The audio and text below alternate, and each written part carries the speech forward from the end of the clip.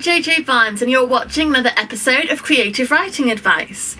If you don't know me, I'm JJ. I am the author of How to Write a Story, which you can actually win this month in the Siren Stories August free giveaway. Just subscribe once at sirenstories.co.uk and you'll be entered every single month. This month you can win a signed copy of my book. I've also written other books and I have a film and a TV show in production, and I'm here on YouTube bringing you the writing advice that I have learned, that I've been able to put into practice in my career, and hopefully it will help inspire you and make you a better and more confident writer, so together we can all get more stories into the world. So today I'm going to be answering a question from Rideran, who is one of my frequent commenters on my YouTube videos, and your comments are always appreciated. I love having chats with you about the stories and the writing advice and all the film suggestions that you have. I love it. So keep coming back, keep commenting. Absolutely love it. Today I'm going to be talking about his question about how to turn a standalone story into the first of a series. The example he has given me is from Back to the Future. So Back to the Future, the original film, was supposed to be a standalone. You went with Marty McFly into history, he has the whole entanglement with his mother, and then comes back to the future where he sees how life is. But then, based on the success of that film and the popularity, there was call for more. People wanted to spend more time in that world with those characters and find out where else the story could go. But if you have written a story where the conflict is completely resolved, how do you do that? The first thing to note is, if you do get called to make further installments in what was supposed to be a standalone, kudos to you. That is a good thing. That is great news. It means that your audience have responded, connected to your story. It's a really good sign. It means that what you have done there is so good and so enchanting to them that they want to come back for more. So credit to you. So how do you do it? Well, the first thing to note is, what drives people to come to your story is those characters and that world. So you might think, well, I've resolved that conflict. I need to do something completely different. But don't. Because if you do something that is so different to the original, that it loses all of the charm and characteristics that people have responded to and want to come back to, you're essentially starting a new one again, and that's not what they've asked you for. They've asked you for more of that world and those characters doing what they love. So you have to try and keep enough of the charm and the original style that you are giving your audience what it is they have asked for. The problem is, if you just do the same thing again, and this happens quite a lot, if you look at the Bring It On movies, the Step Up movies, essentially it's just the same film each time. And it means that they are not as beloved, they are not as iconic, because yes, you're getting the same sort of thing, and yes, that is what people have gone to those movies for, but if it's not still original, that you just watch the first one, because the first one is the one you love and the first one is the one you connected to, so that's what you're going to just stick with. Where Back to the Future is clever is they manage to take the style, the characters, the charm, but do something that still is different. So what they've done is, in the Back to the Future 1, he goes into the past. That conflict has been resolved, doesn't repeat the same story, goes somewhere new, goes somewhere different, goes into the future, which means it is still an original story. It is a new conflict, it is a new situation. Same charm, same characters, same overall feel, but new. So that is what you would need to try and do with your story. If you have a standalone story that wants to be turned into a series, look at where you haven't sent those characters yet. Something different, something new.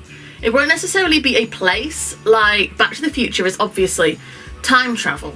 It won't necessarily be that. So you've written a romantic comedy. Say you have got, at the end of book 1, girl, boy have fallen in love through your story and they get married. And that is your happy ending, your happily ever after, the conflict of will they, won't they? Will they make their relationship work? Will this love story have a happy ending? That conflict has been resolved. But there there is still somewhere new to go because you haven't explored that couple in that relationship in those circumstances. So look at what's new about that. Look at something new you can do with them. Keep the characters, keep the charm, keep the wit or the humour or the feel or the whatever it is that makes your story compelling, keep it. Don't just lose it because you have to do something new, but do something different with them. Some new conflict, a new challenge has to be overcome. A new antagonist perhaps come onto the scene. Perhaps the conflict will be a new woman is interested in the husband. Or perhaps the conflict will be the woman in the relationships realizes that she is either gay or bisexual and a woman has come into the scene for her. Perhaps they are trying to have a baby, perhaps they need to move house. Anything. Something new happens to those characters. And that conflict comes into play then. You follow the same characters with the same charm, but in new circumstances. There is always a thread that could be pulled on. Always. No conflict is ever resolved to such completion unless all the characters are dead that you can't do something new. If you kill all your characters, yes, you might have a problem with doing book 2 if you've completed that conflict with death.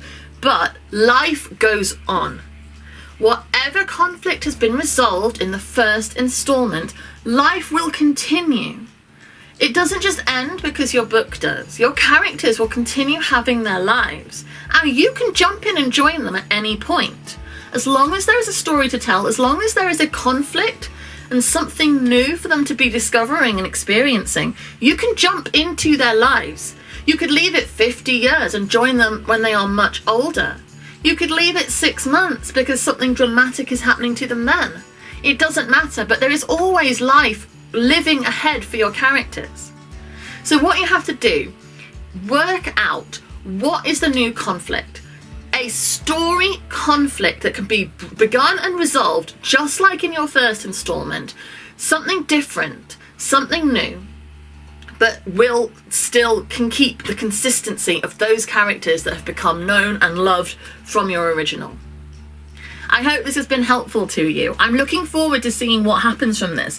What books or films out there are going to get a next installment that you weren't expecting to write? Tell me about it. Tell me about your characters. Drop a comment below and talk to me. What was your first story, first book, first film you've written that you then want to grow into a franchise or a trilogy? Anything. Talk to me. And how are you going to do it? What characteristics from the first story that are so loved and that you want to keep are you going to stay, and what are you going to do is new? What are you going to have? The thread that stays with them, and then the conflict that is new to be resolved. I'd love to hear about it. Come and talk to me. And talk to me about your favourite series. What about those series is so appealing to you? What do you love? I can always do more videos talking about more examples from different film or book series that work and why they work and how we can replicate that in our own writing. Please don't forget to subscribe to this video. I release a video every Monday, Wednesday and Friday at 9:30 in the morning.